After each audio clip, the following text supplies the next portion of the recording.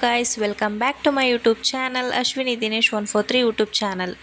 So ಮೊದಲನೆಯದಾಗಿ ಎಲ್ಲರಿಗೂ ದೀಪಾವಳಿ ಹಬ್ಬದ ಆರ್ಥಿಕ ಶುಭಾಶಯಗಳು. ಈ ವರ್ಷ ನನಗೆ ದೀಪಾವಳಿ ತುಂಬಾ ಸ್ಪೆಷಲ್. ಏನಕ್ಕಂದರೆ ನನ್ನ ಫ್ಯಾಮಿಲಿ ಜೊತೆ ನನ್ನ ಯೂಟ್ಯೂಬ್ ಫ್ಯಾಮಿಲಿ ಕೂಡ ಸೇರಿಕೊಂಡಿರೋದ್ರಿಂದ ಈ ವರ್ಷ ನನಗೆ ದೀಪಾವಳಿ ತುಂಬಾ ಸ್ಪೆಷಲ್ ಆಗಿದೆ. ದೀಪಾವಳಿ ಅಂದರೆ ದೀಪಗಳ ಹಬ್ಬ. ಪುರಾಣಗಳ ಪ್ರಕಾರ 7ನೇ ಶತಮಾನದ ಸಂಸ್ಕೃತಿ ನಾಟಕ ನಾಗಾನಂದದಲ್ಲಿ ದೀಪಾವಳಿಯನ್ನು ದೀಪ ಪ್ರದೀಪಾದೋತ್ಸವ ಎಂದು ಉಲ್ಲೇಖಿಸಲಾಗಿದೆ. ಅಲ್ಲಿ ನವವಿವಾಹಿತರು ಮತ್ತು ವರರಿಗೆ ಉಡುಗೊರೆಗಳನ್ನು ನೀಡಲಾಯಿತು. ಭಗವಾನ್ ವಿಷ್ಣು ಮತ್ತು ದೇವತೆ ಲಕ್ಷ್ಮಿಯ ವಿವಾಹದ ನೆನಪಿಗಾಗಿ ದೀಪಗಳನ್ನು ಬೆಳಗಿಸಲಾಗುತ್ತದೆ. ಜನಪ್ರಿಯ ದಂತಕಥೆಯ ಪ್ರಕಾರ ಈ ಹಬ್ಬವು ಕಾರ್ತಿಕ ಅಮಾವಾಸ್ಯೆಯಂದು ಪ್ರಾರಂಭವಾಗುತ್ತದೆ. ಹಿಂದೂ ಧರ್ಮ ಶ್ರೀರಾಮ ರಾವಣನನ್ನು ಗೆದ್ದು ಸೀತೆ ಮತ್ತು ಲಕ್ಷ್ಮಣರೊಂದಿಗೆ ಅಯೋಧ್ಯೆಗೆ ಮರಳಿದ ಸಮಯವೆಂದು ದೀಪಾವಳಿಯನ್ನು ಕೆಲವರು ಆಚರಿಸುತ್ತಾರೆ. ಅಮಾವಾಸ್ಯೆಯ ಇಂದಿನ ದಿನ ಅಂದರೆ ನರಕ ಚತುರ್ದಶಿ, ಶ್ರೀಕೃಷ್ಣ ನರಕಾಸುರನನ್ನು ಸಂಹರಿಸಿದ ದಿನ ಎಂದು ಹೇಳಲಾಗುತ್ತದೆ. ಒಟ್ಟಿನಲ್ಲಿ ದೀಪಾವಳಿಯಲ್ಲಿ ಕೇಡಿನ ಮೇಲೆ ಶುಭದ ವಿಜಯವನ್ನು ಆಚರಿಸಲಾಗುತ್ತದೆ. ಓಕೆ ಫ್ರೆಂಡ್ಸ್, ನಾವು ಕೂಡ ಬೆಳಗ್ಗೆ ರಂಗೋಲಿಯನ್ನು ಹಾಕಿ ಹಬ್ಬವನ್ನು ಆರಂಭಿಸಿದ್ವಿ. ದೀಪಾವಳಿಯ ಹಬ್ಬದಂದು ಎಣ್ಣೆ ಸ್ನಾನ ಮಾಡುವುದು ಒಂದು ವಿಶೇಷವಾದ ಸಂಪ್ರದಾಯವಾಗಿದೆ. ನರಕ ಚತುರ್ದಶಿ ಮತ್ತು ದೀಪಾವಳಿಯಂದು ಸಾಂಕೇತಿಕವಾಗಿ ಎಣ್ಣೆ ಸ್ನಾನವು ಹೊಸ ಆರಂಭವನ್ನು ಸೂಚಿಸುತ್ತದೆ. ಇಂದಿನ ವರ್ಷದ ಎಲ್ಲ ಅಹಂಕಾರ, ಕೋಪ, ಜಗಳ, ಹೆಮ್ಮೆ ಮತ್ತು ಅಸೂಯೆಯನ್ನು ತೆಗೆದುಹಾಕುತ್ತದೆ. ಹೊಸ ಭರವಸೆಯೊಂದಿಗೆ ದೇಹದ ದೈಹಿಕ ಶುದ್ಧೀಕರಣ ಮತ್ತು ಮನಸ್ಸಿನ ಆಧ್ಯಾತ್ಮಿಕ ಶುದ್ಧೀಕರಣವನ್ನು ಈ ಎಣ್ಣೆ ಸ್ನಾನವು ಸೂಚಿಸುತ್ತದೆ. ದೀಪಾವಳಿಯ ಹಬ್ಬದಂದು ಎಣ್ಣೆ ಸ್ನಾನವು ಒಂದು ಜನಪ್ರಿಯ ನಂಬಿಕೆಯಾಗಿದೆ.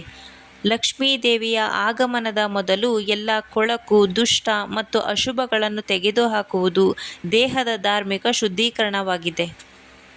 ದೀಪಾವಳಿಯಂದು ಎಣ್ಣೆ ಸ್ನಾನ ಮಾಡುವವರಿಗೆ ಐಶ್ವರ್ಯ, ಸಂತತಿ ಮತ್ತು ಸಂಪತ್ತು ದೊರೆಯುತ್ತದೆ ಎಂದು ನಂಬಲಾಗಿದೆ. ನನ್ನ ಮಕ್ಕಳಿಗೆ ಉಗುರು ಬೆಚ್ಚಗಿನ ಎಣ್ಣೆಯನ್ನು ಹಚ್ಚಿ ಎಣ್ಣೆ ಸ್ನಾನ ಮಾಡಿಸಿ ನಾನು ಕೂಡ ಎಣ್ಣೆ ಸ್ನಾನವನ್ನು ಮಾಡಿ ಲಕ್ಷ್ಮೀ ಪೂಜೆಗೆ ರೆಡಿ ಮಾಡಿಕೊಂಡೆ. ದೀಪಾವಳಿಯ ಲಕ್ಷ್ಮೀ ಪೂಜೆ ಎಂದರೆ ಕಾರ್ತಿಕ ಅಮಾವಾಸ್ಯೆಯಂದು ಸಂಪತ್ತು ಮತ್ತು ಸಮೃದ್ಧಿಯ ದೇವತೆಯಾದ ಲಕ್ಷ್ಮೀ ದೇವಿಯನ್ನು ಪೂಜಿಸಲಾಗುವುದು. ಲಕ್ಷ್ಮೀ ದೇವಿಯ ಆಶೀರ್ವಾದದಿಂದ ಕುಟುಂಬಕ್ಕೆ ಆರೋಗ್ಯ, ಸಂಪತ್ತು ಸಿಗುತ್ತದೆ ಎಂದು ನಂಬಲಾಗಿದೆ. ವಿಕ್ರಮ ಸಂವತ್ಸರದ ಹಿಂದೂ ಕ್ಯಾಲೆಂಡರ್ ಪ್ರಕಾರ ಕಾರ್ತಿಕ ಅಮಾವಾಸ್ಯೆಯಂದು ಲಕ್ಷ್ಮೀ ಪೂಜೆಯನ್ನು ಮಾಡಲಾಗುತ್ತದೆ. ಸಂಪತ್ತು, ಸಮೃದ್ಧಿ ಮತ್ತು ಅದೃಷ್ಟಕ್ಕಾಗಿ ಲಕ್ಷ್ಮೀ ದೇವಿಯನ್ನು ಪೂಜಿಸಲಾಗುತ್ತದೆ. ದೀಪ, ಹೂವುಗಳಿಂದ ಅಲಂಕರಿಸಲಾಗುತ್ತದೆ. ನಾನು ಕೂಡ ಲಕ್ಷ್ಮೀ ಪೂಜೆಯನ್ನು ಮುಗಿಸಿ ಇವಾಗ ನಮ್ಮ ಮನೆಯ ಕಾರ್ ಪೂಜೆನ ಮಾಡಿದೆ. ಪ್ರತಿ ವರ್ಷ ನಮ್ಮ ಟ್ಯಾಕ್ಟರ್ನ ತಂದು ಪೂಜೆ ಮಾಡ್ತಾಯಿದ್ವಿ. ಸೊ ಈ ವರ್ಷ ಅದು ಹಳ್ಳಿನಲ್ಲೇ ಇರೋದ್ರಿಂದ ಅದನ್ನು ರಟ್ಟೆಹಳ್ಳಿಗೆ ತಂದಿರಲಿಲ್ಲ. ಸೊ ಅದಕ್ಕೋಸ್ಕರ ಅಲ್ಲಿನೇ ನಮ್ಮ ರಿಲೇಟಿವ್ಸ್ಗೆ ಹೇಳಿದ್ವಿ ಪೂಜೆ ಮಾಡೋದಕ್ಕೆ. ಸೊ ನಾನು ಕಾರನ್ನು ಪೂಜೆ ಮಾಡಿ ಹಾಗೆಯೇ ನಮ್ಮ ಬೈಕನ್ನು ಕೂಡ ಪೂಜೆ ಮಾಡಿದೆ. ದಿನೇಶ್ ಅವರು ಬಾಳೆ ಕಂಬನೆಲ್ಲ ಕಟ್ಟಿ ಮನೆನ ರೆಡಿ ಮಾಡಿದರು. ಸೊ ಈ ಥರ ಹಬ್ಬಗಳಲ್ಲಿ ಮನೆಗಳಿಗೆ ಬಾಳೆಕಂಬ, ತಳಿರು ತೋರಣಗಳಿಂದ ಅಲಂಕರಿಸಿದರೆ ತುಂಬಾ ಖುಷಿಯಾಗುತ್ತೆ ನೋಡೋದಕ್ಕೆ. ಹಬ್ಬಗಳು ಅಂದ್ರೇ ಒಂಥರ ಸಡಗರ, ಸಂಭ್ರಮ. ನೆಕ್ಸ್ಟ್ ನಾನು ದಿನೇಶ್ ಅವರು ಮೈಸ್ ಬಿಸ್ನೆಸ್ ಮಾಡೋದು. ಸೊ ಅದಕ್ಕೋಸ್ಕರ ಮೈಸ್ ತೂಕ ಮಾಡುವಂತಹ ಈ ಕಾಟ ಕೂಡ ನಮಗೆ ಲಕ್ಷ್ಮಿ ಥರನೇ. ಅದಕ್ಕೋಸ್ಕರ ಪ್ರತಿ ವರ್ಷ ಈ ಕಾಟನೂ ಕೂಡ ಸ್ವಚ್ಛ ಮಾಡಿ ಚೆಂಬನ್ನು ತುಂಬಿಟ್ಟು ಲಕ್ಷ್ಮಿ ಮಾಡಿ ಇದನ್ನು ಪೂಜೆ ಮಾಡ್ತೀವಿ. ಪ್ರತಿ ವರ್ಷ ದೀಪಾವಳಿ ನಂತರನೇ ಇವ್ರದ್ದು ವ್ಯಾಪಾರ ಸ್ಟಾರ್ಟ್ ಆಗೋದು, ಅಂದರೆ ಮೈಸ್ ಬಿಸ್ನೆಸ್ ಸ್ಟಾರ್ಟ್ ಆಗೋದು. ಸೊ ಅದಕ್ಕೋಸ್ಕರ ಪೂಜೆ ಮುಗಿಸ್ಕೊಂಡು ಸ್ಟಾರ್ಟ್ ಮಾಡ್ತಾರೆ ನೋಡಿ. ಮನೆಗೆ ಬಾಗಿಲಿಗೆ ಬಾಳೆ ಕಂಬ ಕಟ್ಟಿ ಮನೆಗೆ ಫುಲ್ ಲೈಟಿಂಗ್ಸ್ ಎಲ್ಲ ಬಿಟ್ಟು ರೆಡಿ ಮಾಡಿದ್ದೀವಿ. ನನಗೆ ಈ ಥರ ಮನೆಗಳಿಗೆ ಅಲಂಕಾರ ಮಾಡಬೇಕು ಅಂದರೆ ತುಂಬಾ ಇಷ್ಟ. ಹಬ್ಬದ ಟೈಮಲ್ಲಿ ಈ ಥರ ಮನೇನ ಅಲಂಕಾರ ಮಾಡೋದು, ಈ ಥರ ಲೈಟಿಂಗ್ಸ್ ಬಿಡೋದು, ಬಾಗಿಲಿಗೆ ತೋರಣಗಳ ಹಾಕೋದು ನನಗೆ ತುಂಬಾ ಇಷ್ಟ. ಇದು ನನ್ನ ಇವತ್ತಿನ ಔಟ್ಫಿಟ್. ನನಗೂ ಕೂಡ ಅಷ್ಟೇ, ನನಗೆ ಈ ಥರ ರೆಡಿ ಆಗೋದು, ಪೂಜೆ ಮಾಡೋದು, ಹಬ್ಬನ ಆಚರಿಸೋದು ಅಂದರೆ ತುಂಬಾ ಇಷ್ಟ. ಹಬ್ಬ ಅಂದ್ರೇ ಒಂಥರ ಸಂಭ್ರಮ ಅಲ್ವಾ. ಸೊ ಹಬ್ಬಗಳಲ್ಲಿ ಈ ಥರ ರೆಡಿಯಾಗಿ ಪೂಜೆ ಎಲ್ಲ ಮಾಡಿಕೊಂಡು ಮಕ್ಕಳನ್ನು ರೆಡಿ ಮಾಡಿ ಸಿಹಿ ಊಟ ಮಾಡೋದು ಅದೊಂಥರ ಚೆನ್ನಾಗಿರುತ್ತೆ. ಹಾಗೆಯೇ ನನ್ನ ಮಕ್ಕಳನ್ನು ಕೂಡ ರೆಡಿ ಮಾಡಿದೆ.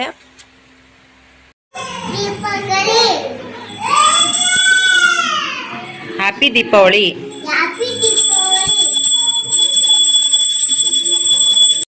ನೋಡಿ ನನ್ನ ಮಗಳು ಫುಲ್ ರೆಡಿಯಾಗಿ ಮಿಂಚ್ತಾ ಇದ್ದಾಳೆ. ಮಕ್ಕಳಿಗೆ ಈ ಥರ ಫುಲ್ ರೆಡಿ ಆದಾಗ ನೋಡೋದಕ್ಕೆ ಒಂಥರ ಖುಷಿ ಆಗುತ್ತೆ.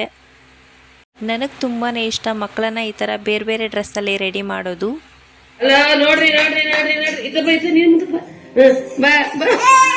ನನ್ನ ಚಿಕ್ಕ ಮಗಳಿಗೆ ವೆಸ್ಟರ್ನ್ ಡ್ರೆಸ್ ಹಾಕಿ ಅವಳಿಗೆ ಈ ಥರ ಫ್ರಾಕ್ ಹಾಕ್ಕೊಳ್ಳೋದು ರೆಡಿ ಆಗೋದು ಅಂದ್ರೇ ಒಂಥರ ಇರಿಟೇಷನ್ ಥರ ಮಾಡ್ತಾಳೆ, ಅಳ್ತಾಳೆ. ಸೊ ಫೈನಲಿ ರೆಡಿ ಮಾಡಿ ಅವಳಿಗೆ ಒಂದು ವಿಡಿಯೋ ಮಾಡಿದ್ನಲ್ಲ, ಅದು ತುಂಬಾ ಖುಷಿ. ನಾವು ಪೂಜೆ ಎಲ್ಲ ಮುಗಿಸ್ಕೊಂಡು ಅಲ್ಲೇ ರಟ್ಟಿಹಳ್ಳಿನಲ್ಲೇ ಇರುವಂತಹ ಮಹಾಲಕ್ಷ್ಮಿ ಟೆಂಪಲ್ಗೆ ಬಂದ್ವಿ. ಪ್ರತಿ ವರ್ಷ ದೀಪಾವಳಿ ಸಮಯದಲ್ಲಿ ಇಲ್ಲಿ ಭಸ್ಮ ಕಾರ್ಯಕ್ರಮ ನಡೆಯುತ್ತೆ. ಈ ಭಸ್ಮ ಕಾರ್ಯಕ್ರಮಕ್ಕೆ ನಾವು ಪ್ರತಿ ವರ್ಷ ಬರ್ತೀವಿ. ತುಂಬಾ ರಶ್ ಇರುತ್ತೆ, ಹಾಗೆಯೇ ತುಂಬಾ ಜೋರಾಗಿ ನಡೆಯುತ್ತದೆ ಈ ಭಸ್ಮ ಕಾರ್ಯಕ್ರಮ. ಸೊ ನಾವು ಸ್ವಲ್ಪ ಬೇಗನೆ ಹೋಗಿದ್ವಿ, ಹಾಗೆಯೇ ಮಳೆ ಬರ್ತಾ ಇದ್ದಿದ್ದರಿಂದ ಸ್ವಲ್ಪ ರಶ್ ಕಡಿಮೆನೇ ಇತ್ತು. ಹಾಗೆಯೇ ನಾವು ಸ್ವಲ್ಪ ಬೇಗ ಹೋಗಿದ್ದರಿಂದ ಇನ್ನೂ ಭಸ್ಮ ಕಾರ್ಯಕ್ರಮ ಪ್ರಾರಂಭವಾಗಿರಲಿಲ್ಲ. ಸೊ ಅದಕ್ಕೋಸ್ಕರ ನಾವು ಹಾಗೆಯೇ ಹಣ್ಣುಕಾಯಿ ಮಾಡಿಸ್ಕೊಂಡು ಹೊರಡೋಣ ಅಂತ ಹಣ್ಣುಕಾಯಿ ಮಾಡಿಸಿದ್ವಿ. ಇದೇ ನೋಡಿ ರಟ್ಟಿಹಳ್ಳಿಯ ಮಹಾಲಕ್ಷ್ಮಿ ದೇವಸ್ಥಾನ. ಲಕ್ಷ್ಮೀ ದೇವಿ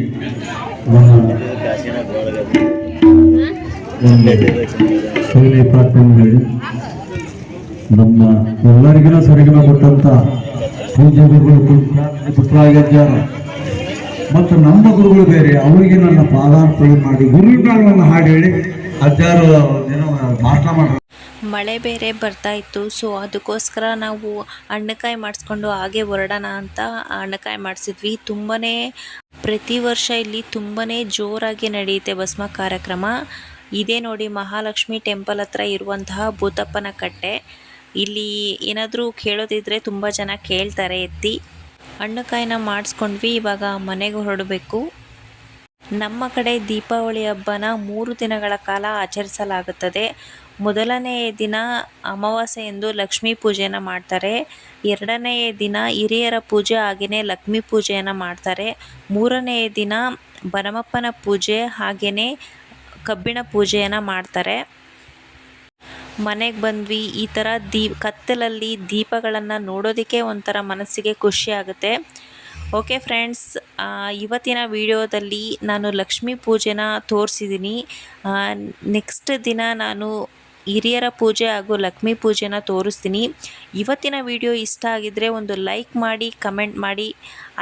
ಹಾಗೆಯೇ ಇನ್ನೂ ಯಾರೆಲ್ಲ ನನ್ನ ಚಾನಲ್ ಸಬ್ಸ್ಕ್ರೈಬ್ ಆಗಿಲ್ವೋ ಪ್ಲೀಸ್ ಸಬ್ಸ್ಕ್ರೈಬ್ ಮಾಡಿ ಅಂತ ಹೇಳ್ತಾ ಇವತ್ತಿನ ವಿಡಿಯೋನ ಮುಗಿಸ್ತಾ ಇದ್ದೀನಿ. Okay friends, take care. Bye ಬಾಯ್.